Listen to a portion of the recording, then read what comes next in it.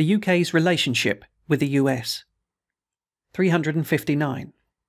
The UK's relationship with the US was a determining factor in the government's decisions over Iraq. 360.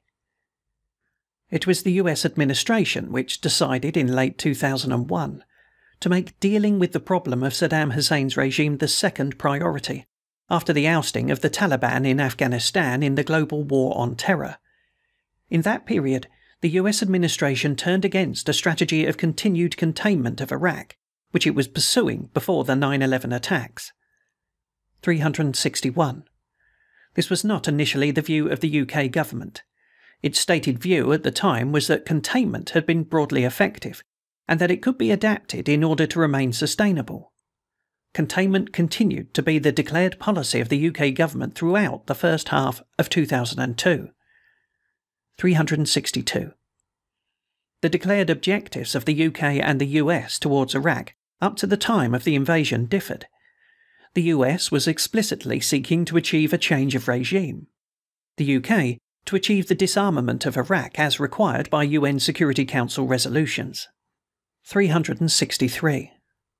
Most crucially, the US administration committed itself to a timetable for military action which did not align with and eventually overrode the timetable and processes for inspections in Iraq which had been set by the UN Security Council. The UK wanted UNMOVIC and the IAEA to have time to complete their work, and wanted the support of the Security Council and of the international community more widely before any further steps were taken. This option was foreclosed by the US decision. 364. On these and other important points, including the planning for the post-conflict period and the functioning of the Coalition Provisional Authority, CPA, the UK government decided that it was right or necessary to defer to its close ally and senior partner, the US. 365. It did so essentially for two reasons.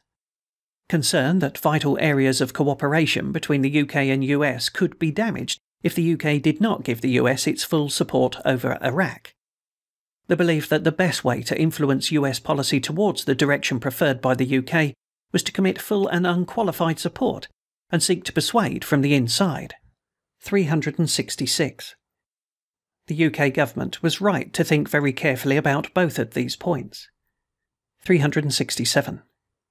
First, the close strategic alliance with the US had been a cornerstone of the UK's foreign and security policy under successive governments since the Second World War.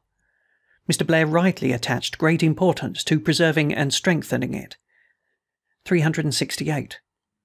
After the attacks on the US on 11 September 2001, that relationship was reinforced when Mr. Blair declared that the UK would stand shoulder to shoulder with the US to defeat and eradicate international terrorism. The action that followed in Afghanistan to bring about the fall of the Taliban served to strengthen and deepen the sense of shared endeavour. 369. When the US administration turned its attention to regime change in Iraq as part of the second phase of the global war on terror, Mr. Blair's immediate response was to seek to offer a partnership and to work with it to build international support for the position that Iraq was a threat which had to be dealt with. 370.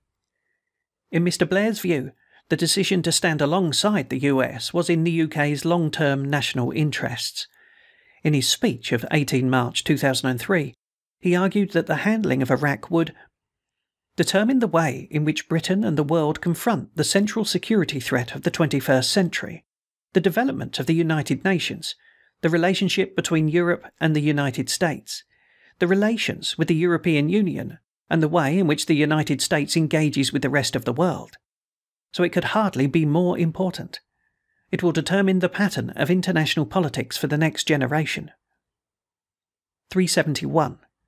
In his memoir in 2010, Mr. Blair wrote, "I knew in the final analysis I would be with the US, because it was right morally and strategically, but we should make a last-ditch attempt for a peaceful solution. First, to make the moral case for removing Saddam.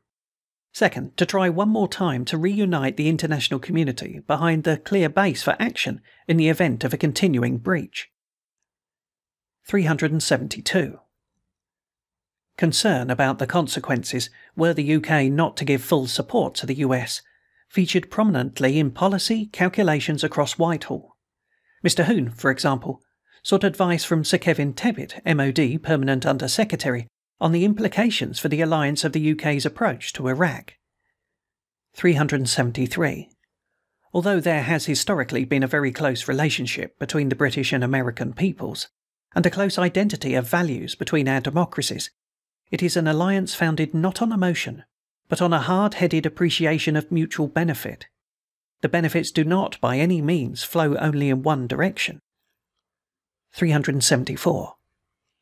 In his memoir, Mr. Blair wrote, "I agreed with the basic US analysis of Saddam as a threat.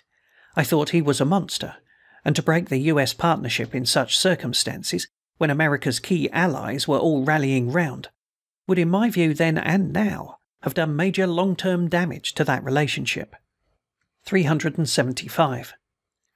The government was right to weigh the possible consequences for the wider alliance with the US very carefully, as previous governments have done.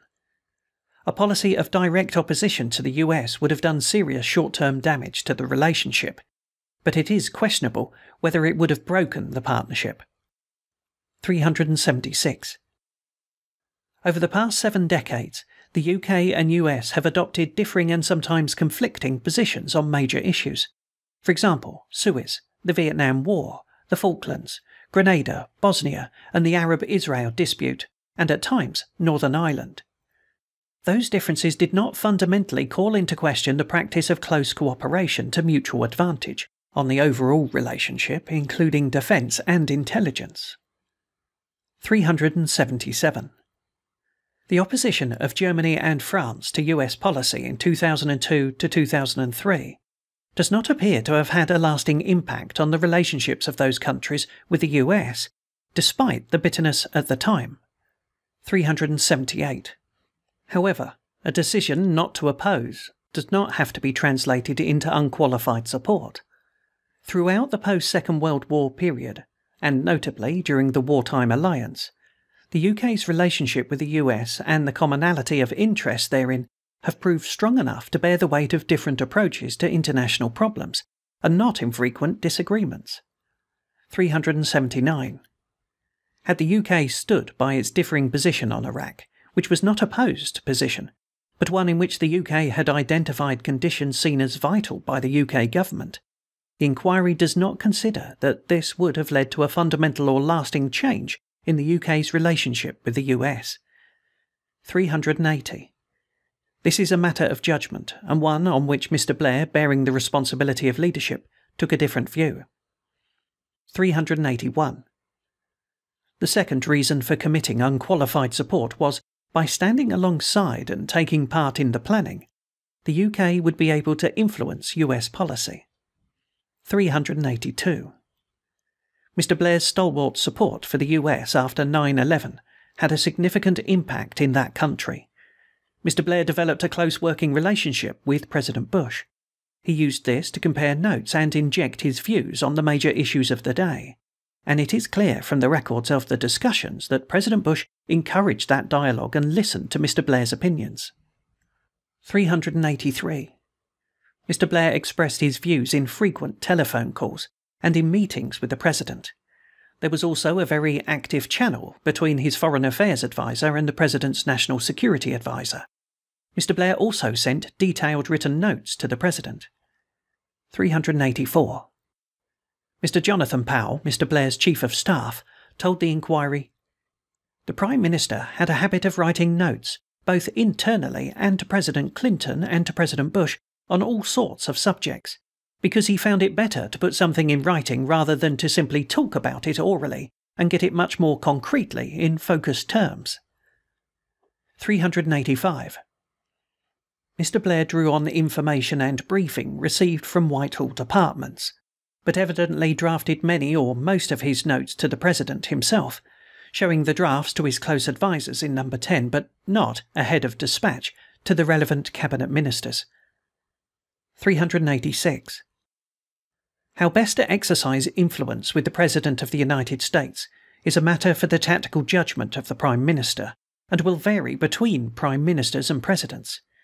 In relation to Iraq, Mr. Blair's judgment, as he and others have explained, was that objectives the UK identified for a successful strategy should not be expressed as conditions for its support. 387.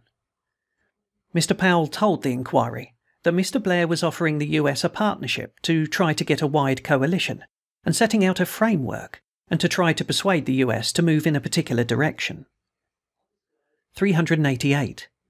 Mr. Blair undoubtedly influenced the President's decision to go to the UN Security Council in the autumn of 2002. On the other critical decisions set out in the report, he did not succeed in changing the approach determined in Washington. 389.